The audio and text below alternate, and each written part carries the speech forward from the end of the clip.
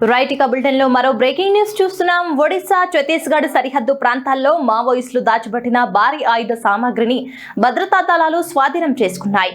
మావోయిస్టుల కదలికలపై అందిన పక్కా సమాచారంతో కూంబింగ్ ఆపరేషన్ చేపట్టిన జవాన్లు మీనాగట్ట అడవుల్లో భూమిలో పాతిపెట్టిన పేలుడు పదార్థాలను మరియు ఆయుధాలను వెలికితీశారు.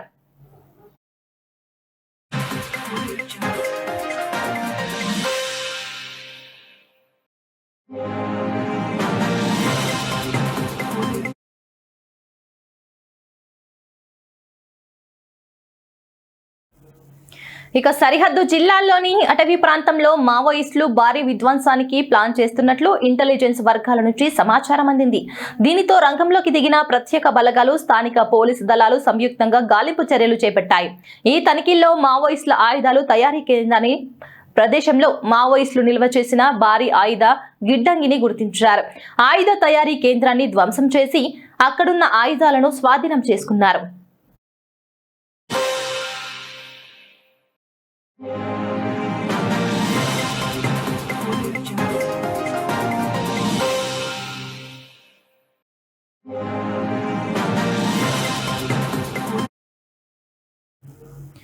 ఇక పోలీసుల వివరాల ప్రకారం స్వాధీనం చేసుకున్న వాటిలో భారీ ఎత్తున ఐఈడీ పేలుడు పదార్థాలు, వైర్లు, డిటోనేటర్లు, మందుగుడ్డు సామాగ్రి మరియు కొన్ని దేశవాళీ తుపాకులు ఉన్నాయి. వీటితో పాటు మావోయిస్టులకు సంబంధించిన యూనిఫామ్లు, కిట్ బ్యాగులు మరియు విప్లవ సాహిత్యాన్ని కూడా భద్రతా దళాలు స్వాధీనం చేసుకున్నాయి.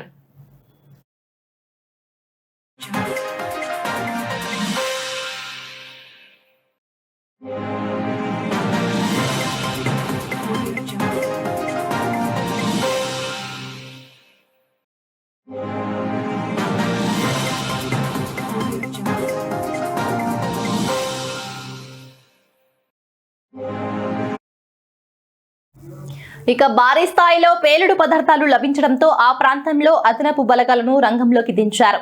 మావోయిస్టులు భద్రతా దళాలను లక్ష్యంగా చేసుకుని ఈ పేలుడు పదార్థాలను అమర్చాలని భావించి ఉండవచ్చని అధికారులు అనుమానిస్తున్నారు.